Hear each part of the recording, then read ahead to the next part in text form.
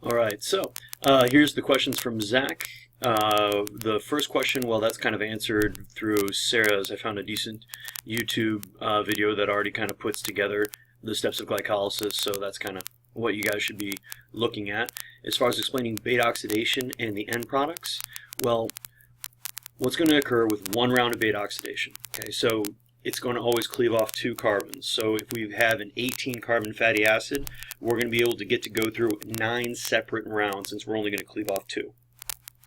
Key things I want you guys to know is every time we go through one round of beta oxidation, our products are 1 acetyl-CoA, 1 NADH, and then 1 FADH2. And the NADH and the FADH2 both go onto the electron transport chain. That acetyl-CoA goes into the Krebs cycle. So from there, Krebs cycle produces more NADH, FADH2 along with some GTP, and then finally they all go on to the electron transport chain, and that's where we finally produce ATP. 2 main ways that ATP can be regenerated. I think what you're referring to is how we can save adenosine products, and that's going to be de novo synthesis and the salvage pathway. Because remember, whenever we go from ATP to ADP to AMP, if we then further break it down, we get what's known as inosine, and then can go all the way down to xanthine, then eventually urea.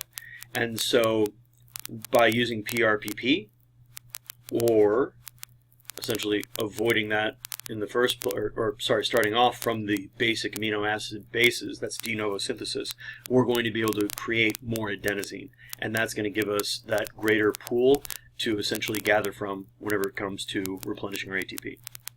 So how does ATP synthase work? Well, what happens is the giant proton gradient that's created inside of the mitochondria, that force in turn is going to go and cause the rotation of this protein, which in turn, that rotation, thanks to the alpha beta units and the gamma unit, pushing them together is essentially going to press an ADP and a phosphate together to form an ATP.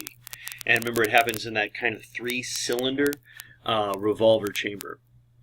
And when exercising at maximal intensity, how much energy system percent-wise will you be using? Okay, so you have definitely gone through your entire ATP PCR system already. So at this point, if you're talking about the entire percentage it was giving you, we're talking less than 10. From there, you're going to be utilizing probably about 50% or more anaerobic glycolysis, and the remainder is going to be aerobic glycolysis because obviously your intensity is so high, those are your only options.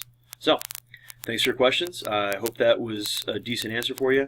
When in doubt, Google it out. You might find a better example of beta oxidation if you're really interested in understanding that 4 enzymatic processes and how it's going to actually cleave or modify each part.